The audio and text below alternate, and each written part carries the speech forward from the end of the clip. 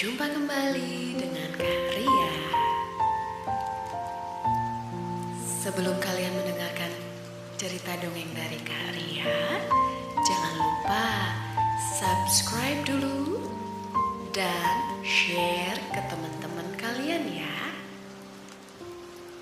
Kali ini Kak Ria mau mendongengkan tentang Putri Bisu. Asal cerita ini dari Turki. Selamat mendengarkan adik-adik. Pada zaman dahulu kala, ada seorang raja yang memiliki seorang pangeran yang bernama Syahzada. Demikian nama pangeran tersebut. Memiliki sebuah bola yang terbuat dari emas yang selalu ia mainkan kapan saja. Suatu hari, sang pangeran sedang duduk di pondok peristirahatannya di halaman istana.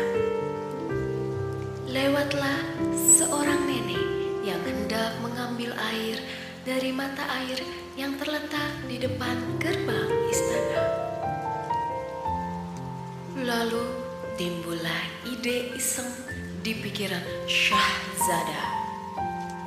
Dilemparnya guci nenek tua tadi dengan bola emasnya. Guci itu pun pecah berkeping-keping. Tanpa berkata sepatah kata pun, nenek itu mengambil guci lainnya. Namun guci ini pun pecah karena lemparan bola Syahzada. Nenek tua itu gemetar menahan marah. Tapi karena segan dengan sang raja, maka ia hanya diam dan pergi ke tempat terdekat untuk mengutang guci baru. Tapi lagi-lagi Syahzada melempar guci itu dengan bolanya sehingga pecah berkeping-keping. Kini nenek itu benar-benar murka. Dia mengangkat wajahnya ke arah Syahzada. Lalu dia berkata, "Camkan kutukanku ini, pangeran. Aku harap kau akan jatuh cinta kepada Putri Bisu." Kutukan nenek itu diucapkan kepada pangeran Syahzada. Pangeran Syahzada tidak mengerti maksud nenek tua tersebut. Tetapi kata-katanya terus mengganggu pikirannya. Hal itu mempengaruhi kesehatan pangeran. Sehingga Syahzada pun jatuh sakit. Puluhan dokter, tabib, dan dukun telah mencoba untuk mengobatinya, namun kesehatannya tak kunjung pulih. Akhirnya, suatu malam, raja mendekati putra tunggalnya itu yang bernama Syahzada, lalu berkata, "Anakku, penyakitmu pasti bukan penyakit biasa. Katakan padaku, apakah akhir-akhir ini ada peristiwa aneh yang menimpamu?" tanya raja. Syahzada dengan malu menceritakan kelakuannya saat memecahkan 3 guci seorang nenek dan kutukan yang dilontarkan nenek itu kepada Syahzada. Lalu Syahzada meminta izin ayahnya untuk pergi mencari Putri Bisu, karena menurutnya hanya dialah yang bisa menyembuhkannya. Dengan berat hati, raja mengizinkan putra kesayangannya pergi dengan ditemani seorang pengawal kepercayaannya. Singkat cerita, Syahjadah dan pengawalnya telah mengembara selama 6 bulan. Mereka berjalan siang dan malam dan hanya tidur beberapa saat saja setiap malamnya. Kini mereka tiba di sebuah puncak gunung yang tanah dan bebatuannya bersinar seperti cahaya matahari. Dengan keheranan, mereka bertanya pada seorang kakek yang kebetulan lewat.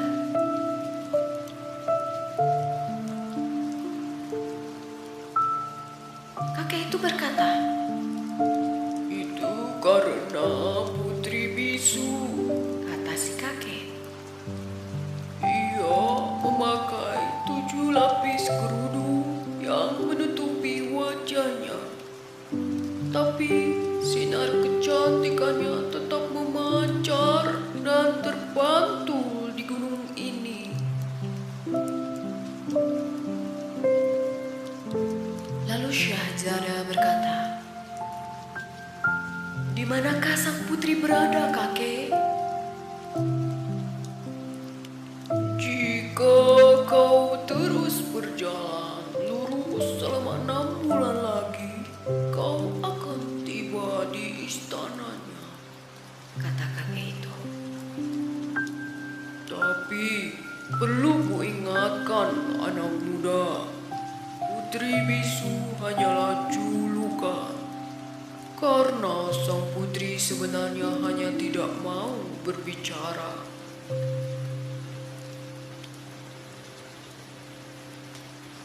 Banyak sudah pemuda yang mencoba membuatnya berbicara, tapi tidak berhasil. Malang bagi mereka, karena kematianlah yang harus mereka terima. Namun Syahzadah tidak gentar mendengar berita tersebut. Ia tetap bertekad untuk menemui sang putri bisu. Beberapa waktu kemudian, mereka tiba di puncak gunung lainnya. Gunung ini pun sangat aneh karena semua tanah dan bebatuannya berwarna merah darah. Sebuah desa tampak terhampar di kaki gunung tersebut. "Aku sangat lelah," kata Syahzadah. "Mari kita istirahat dulu di desa di bawah sana. Sekalian kita beli perbekalan." Mereka pun masuk ke sebuah warung makan. Pemiliknya menyambut mereka dengan hangat. Syahzadah menanyakan, kenapa gunung yang baru saja mereka turuni berwarna merah darah? "Oh, itu karena Putri Bisu. Meskipun ia memakai 7 lapis kerudung yang menutupi wajahnya, namun warna bibirnya tetap terpancar di gunung tersebut," Kata pemilik warung. "Tapi anak muda, sudah banyak pemuda yang mencoba membuat sang putri berbicara, tapi semuanya tidak berhasil, dan kematian adalah hukuman bagi mereka yang gagal." "Aku tidak takut," kata Syahzadah. "Katakanlah, berapa jauh lagi istana sang putri?" 3 bulan perjalanan lagi, kau akan sampai di istananya," kata pemilik warung. Setelah perjalanan yang sangat melelahkan, Pangeran Syahjadah dan pengawalnya melihat sebuah gunung lagi. Di puncaknya berdirilah istana yang sangat megah, Istana Putri Bisu. Istana Putri Bisu, jika dilihat dari dekat, ternyata sangat mengerikan. karena dindingnya dibangun dari tulang belulang manusia. Kita harus memiliki rencana yang matang untuk bisa membuat sang putri bicara. Atau tulang belulang kita juga akan menjadi bagian dari dinding istana ini, kata Syahzada. Mari kita cari penginapan terlebih dahulu untuk berpikir. Esoknya, Syahzada dan pengawalnya pergi berjalan-jalan untuk mencari ide. Di sebuah pasar, ia melihat seekor burung bulbul yang cantik. Syahzada segera membelinya dan membawanya ke kamarnya. Suatu ketika, saat Syahzada sedang melamun sendirian, ia mendengar seseorang menyapanya. Apa yang kau pikirkan, wahai pangeran? Syahzada terkejut karena tidak ada orang lain di kamarnya. Ia kemudian menyadari bahwa burung bulbulnya yang berbicara.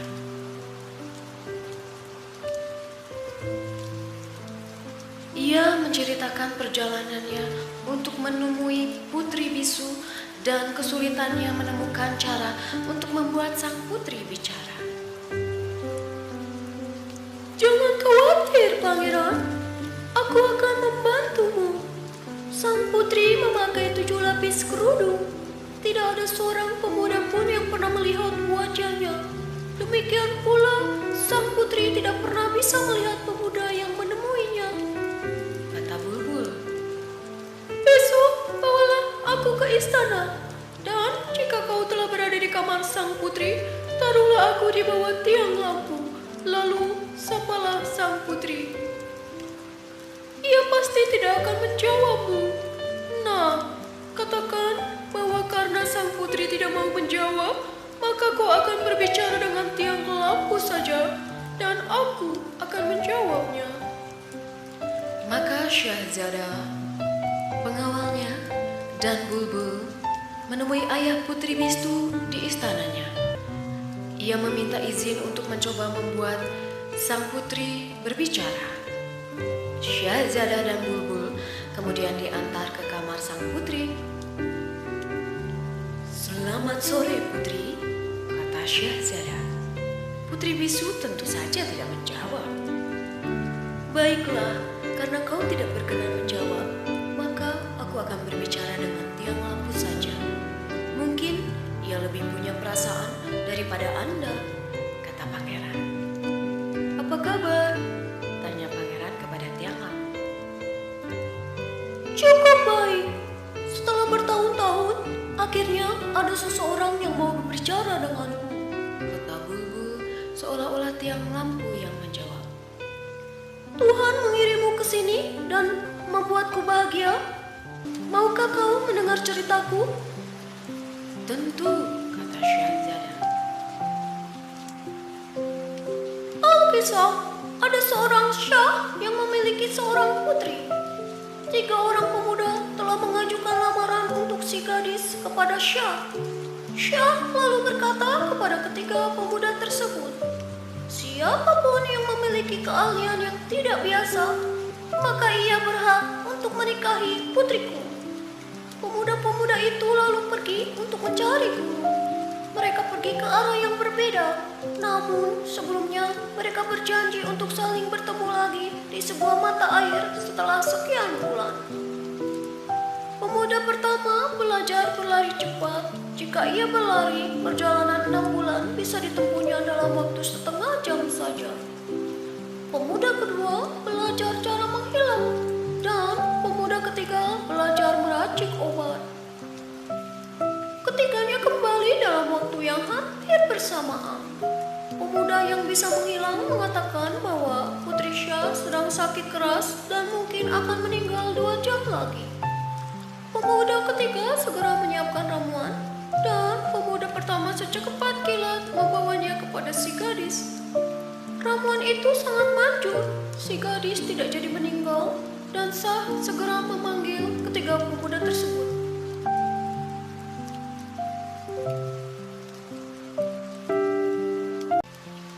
Nah, pangeran, gadis. Menurutku, pemuda yang bisa menghilang. Tidak, menurutku pemuda yang meracik obatnya, kata Syahzada. Mereka pun berdebat seru dan saling mempertahankan pendapatnya. Putri Bisu berkata dalam hatinya, tidak ada yang ingat dengan jasa pemuda yang telah mengantarkan obatnya. Akhirnya, karena tidak sabar mendengar perdebatan mereka, Putri berteriak, dasar bodoh, aku akan memberikan gadis itu kepada si pembawa obat. Tanpa dia, gadis itu pasti sudah mati. Raja segera diberitahu bahwa Putri Bisu telah mau berbicara. Tapi Putri dengan marah berkata bahwa ia telah ditipu dan ia hanya mau mengaku kalah jika Syahzada bisa membuatnya berbicara sebanyak 3 kali. Karena geram, Putri pun menghancurkan tiang lampu di kamarnya. Sore berikutnya, Syahzada dan Bulbul kembali menemui sang putri di kamarnya. Kali ini, Syahzada meletakkan sangkar Bulbul di dekat salah satu dinding. Selamat sore, Putri, sapa Syahzada. Putri tidak menjawab sepatah kata pun. Baiklah, karena kau tidak mau menjawab, mungkin lebih baik jika aku mengobrol dengan dinding saja. Apa kabarmu, dinding? Kata Syahzada. Sangat baik. Jawab Bulbul yang pura-pura menjadi dinding. Aku senang kau mengajakku berbicara. Bagaimana kalau aku menghiburmu dengan sebuah cerita? Dengan senang hati, kata Syahzada. Di sebuah kota, tinggallah seorang wanita yang dicintai oleh 3 orang pria sekaligus. Ketiga pria itu adalah Balji, anak si pembuat madu, Jaji, anak si pembuat lemah, dan Tireci, anak si penyamak kulit. Mereka sering mengunjungi si wanita, namun tidak pernah saling bertemu karena mereka selalu berkunjung pada waktu yang berbeda. Suatu hari, sang wanita sedang menyisir rambutnya. Ia melihat di rambutnya sudah ada uban di kepalanya.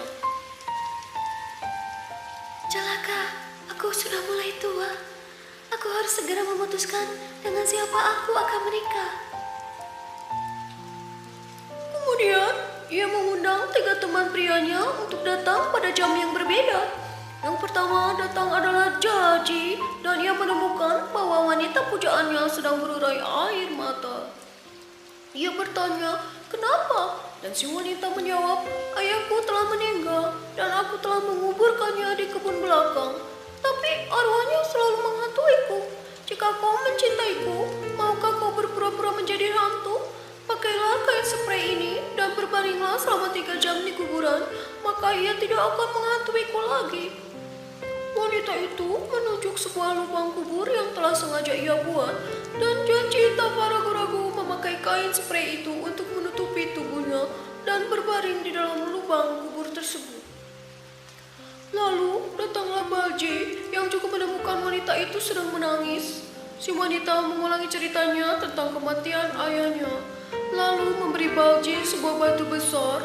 Jika hantu itu datang, pukullah dengan batu ini. Terakhir datanglah Tireci. Dia juga bertanya kepadanya, kenapa ia menangis? Bagaimana aku tidak sedih? Kata si wanita itu, ayahku telah meninggal dan telah aku kuburkan di kebun belakang. Tapi ternyata ia punya musuh seorang penyihir dan ia bermaksud mengambil mayat ayahku. Lalu ia bahkan sudah membongkar kuburannya.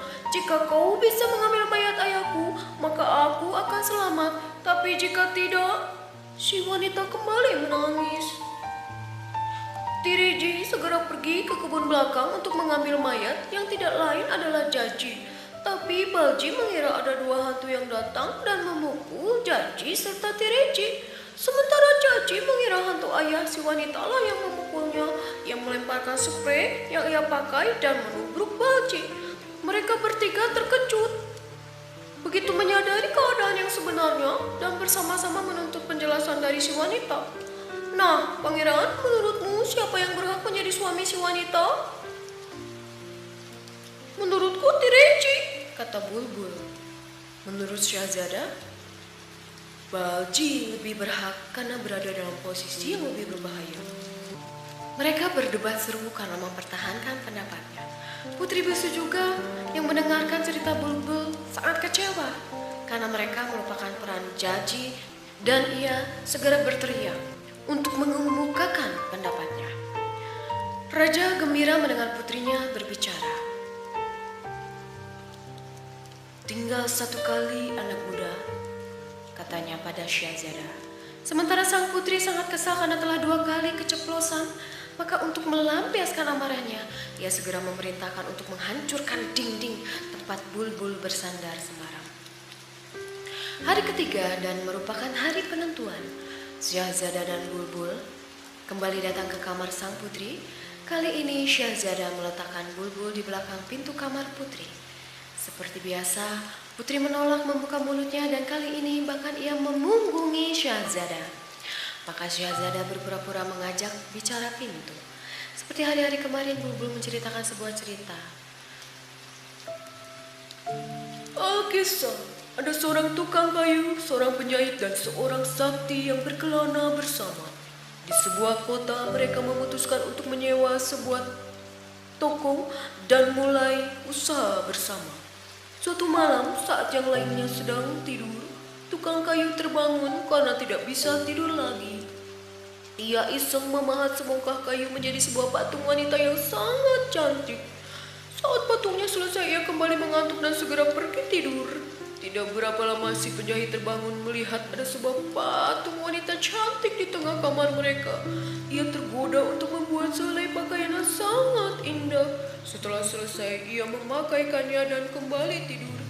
Menjelang pagi, si orang sakti bangun. Ia begitu terpesona melihat patung wanita cantik berpakaian indah tersebut. Maka ia memohon kepada Tuhan untuk menghidupkan patung tersebut. Tuhan mengabulkan permintaannya dan patung itu menjelma menjadi seorang wanita yang mempesona.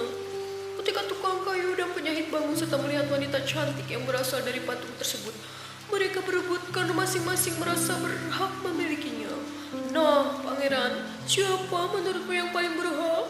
Menurutku tukang kayu, kata Bulbul. Tidak bisa, menurutku si penjahit, kata Syahzada. Mereka kembali berdebat seru. Putri Bisu bangkit dari tempat duduknya dan dengan marah ia berteriak. Kalian semua bodoh. Orang sakti itulah yang paling berhak. Wanita itu berhutang nyawa padanya. Dan artinya Syahzada berhak menikahi sang putri karena ia telah 3 kali memecahkan kebisuannya. Maka pesta pernikahan Akbar pun digelar selama 40 hari 40 malam. Syahzada secara khusus memanggil nenek yang ia pecahkan kendinya untuk tinggal di istana. Dan mereka semua hidup bahagia. Demikianlah dongeng dari Kak Ria. Jangan lupa kalian subscribe dan share ke teman-teman kalian ya adik-adik. Sampai jumpa lagi di dongeng-dongeng selanjutnya. God bless you all. Bye-bye.